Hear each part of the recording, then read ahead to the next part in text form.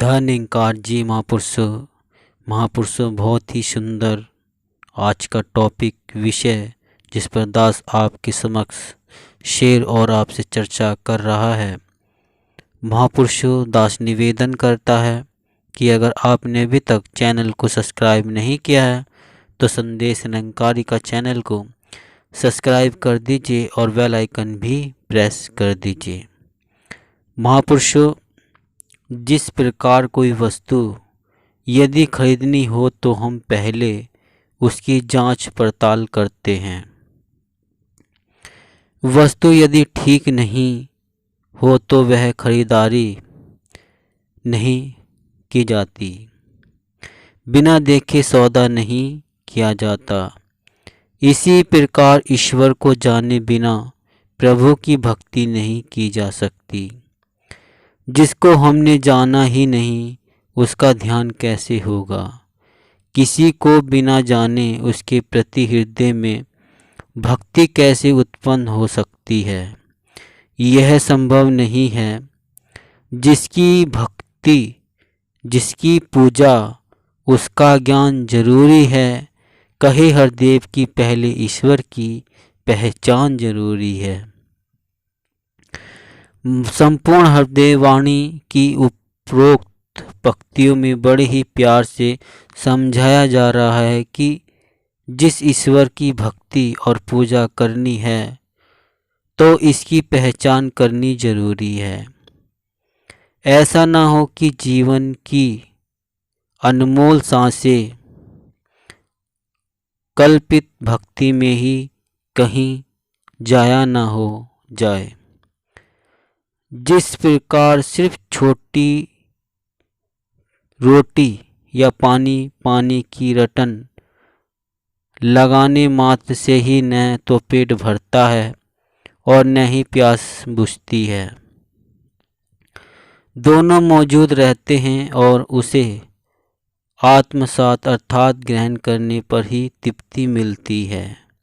फिर रटन लगाने की आवश्यकता नहीं होती।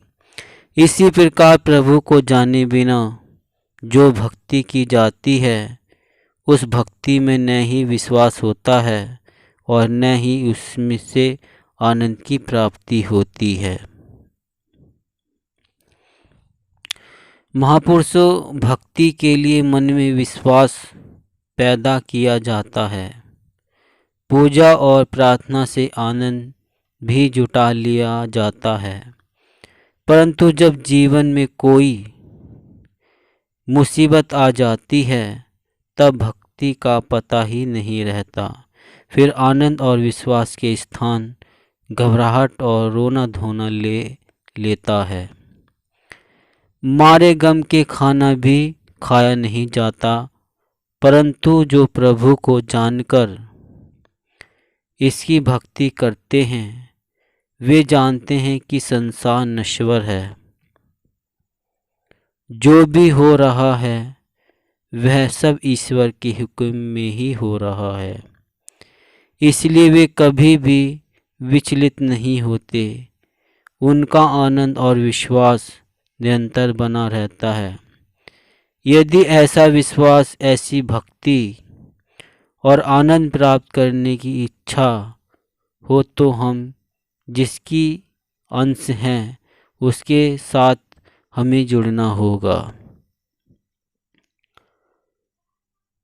यानी कि हमें अपने मूल स्रोत प्रभु परमात्मा को जानकर अपने समस्त विकारों को इतने चरणों में समर्पित करना होगा।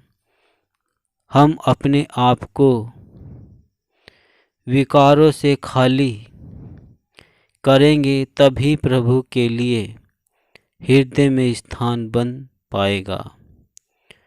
फिर आनंद और विश्वास का अभाव जीवन में कभी नहीं रहेगा। फिर जीवन की फुलवारी हमेशा हरी भरी और महकती रहेगी। भक्त के लिए भक्त और भगवान दोनों का होना, भक्ति के लिए भक्त और भगवान दोनों का होना आवश्यक है। यदि दोनों में से कोई एक तो मौजूद हो लेकिन दूसरा नहीं हो तो भक्ति नहीं हो सकती और न ही विश्वास व आनंद नज़दीक आ सकते हैं। भक्ति तो तब जन्म लेती है जब भगवान भक्त के सम्मुख होते हैं, जब उनके सुंदर रूप को निहारते हैं तो स्वतः ही अपने आप को भगवान के आगे समर्पित कर देते हैं। जिस प्रकार स्त्री संतान को जन्म देकर माँ बन जाती है, उसी प्रकार इंसान प्रभु दर्शन करने के साथ साथ प्रभु भक्त बन जाता है। यह प्रभु हर जगह होते हैं, होते हुए भी इंसान को दिखता नहीं।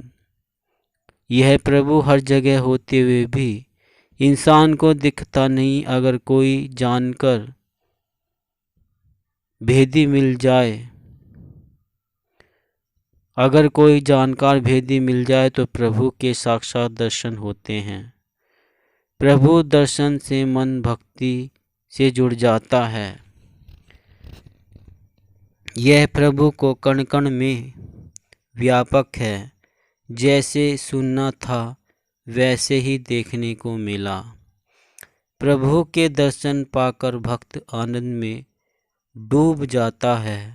वह भूल जाता है उन सारे कर्म कांडों को जिन्होंने उसे मार्ग से भटकाया हुआ था। वह अब भक्त को प्रभु के दर्शनों का आनंद पल पल क्षण क्षण मिलता है। वह समझने लगता है कि संसार का सुख तो आने जाने वाला है। जैसे मिठाई खाई उसका आनंद तब तक ही है जब तक मिठाई मुंह में है, उसके बाद तो जैसे पहले था वैसा ही हो गया। पर आत्मिक आनंद तो भक्ति में डुबा ही रखता है। ऐसी कृपा गुरु के द्वारा ही होती है। संपूर्ण अवतारवाणी में लिखा है, बिन वेखे मन मंदा नहीं, ए बिन मन मन्ने प्यार नहीं। बिना देखे कैसे मन मानेगा, मन तो चंचल है, मन सूक्ष्म है। जब तक इसकी तसल्ली नहीं होती तब तक ये टिकने ठहरने वाला नहीं है। इसका ठहराव केवल गुरु के पास ही है, जो निरंकार प्रभु से मिलाकर इसकी भटकन को विराम दे देता है। बड़े बड़े तपी तपीश्वर गुरु का सहारा न लेकर वनों में बैठे तपस्या कर रहे हैं। प्रभु कब मिलेंगे इसका उन्हें पता नहीं, परंतु हठ के अधीन जो साधना कर रहे हैं उसके नीचे आना ही नहीं चाहते, क्योंकि वह खुद को ही सर्वश्रेष्ठ मानते हैं और गुरु की जरूरत नहीं समझते। परंतु गुरु के बिना मोक्ष मिल नहीं सकता।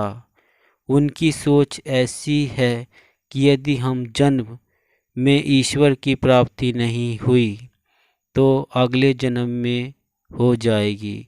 अब इस बात का क्या भरोसा कि अगला जन्म मनुष्य योनि में ही प्राप्त होगा।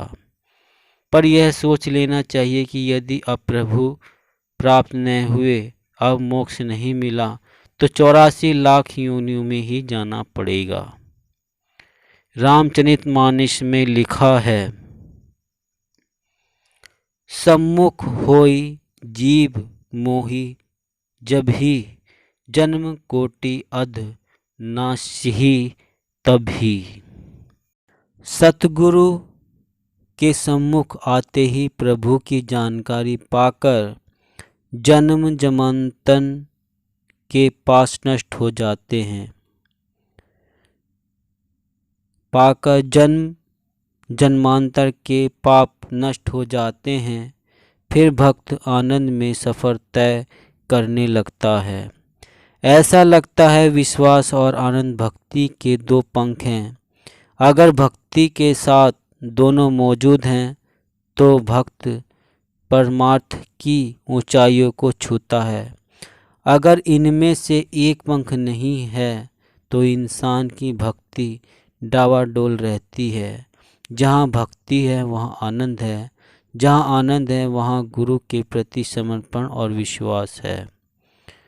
भक्त आनंद और विश्वास के साथ भक्ति में डूबा रहता है और प्रभु के सुंदर रूप को निहारता रहता है।